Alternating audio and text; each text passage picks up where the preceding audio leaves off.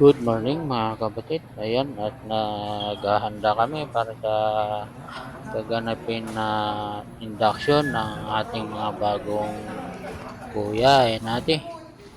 Induction po yan ng ng the Fraternal Order of Eagles, Philippine Eagles.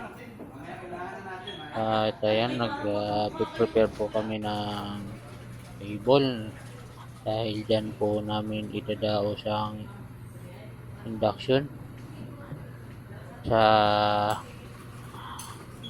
Officers Club po yan ng Philippine Navy mga kapatid.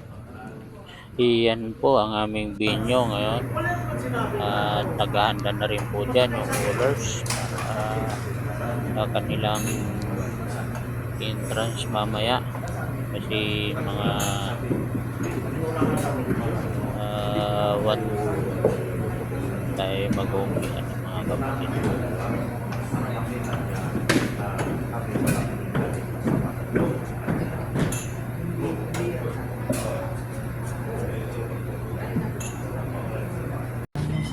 Ayan at naiayos na nga po natin mga kapatid ang Saan yung atin? table na gagamitin ng ating Ito na ba yun? governors, vice governors, Dapat meron tayong at yung sa babang club mga natin. guests na Nandun sa kanya. Eagles, Ang yung natin. Fraternal Order of Eagles, Philippine Eagles Charter grant Incorporated. natin nung charter grant nandun yun. Hindi yung una. Kasama yun dun sa Gongin Gable eh. Oh, yung dala niya yung Gongin Gable.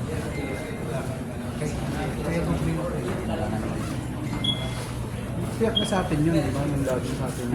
Dapat kasama pa rin yung ganito. Kasi yun yung yung Pearl of Prince Agbil natin yung Puro Central Luzon.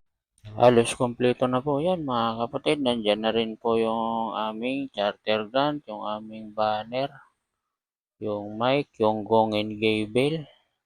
Ayan, yan po yung mga na kailangan bago mag-umpisa ng induction ng mga new members ng ating mga ate at kuya, mga bagong ate at kuya po natin mga kapatid.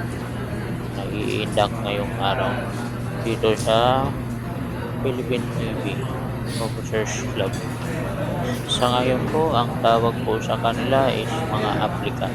Mga aplikante pa po sila mga kapatid. Pero maya-maya after ng induction, tatawagin na po yan sila na mga ate at kuya. Mga bagong ate at kuya ng Philippine Eagles. Yan po yung kanilang outfit ngayon. White t-shirt and black socks, black shoes. Requirement.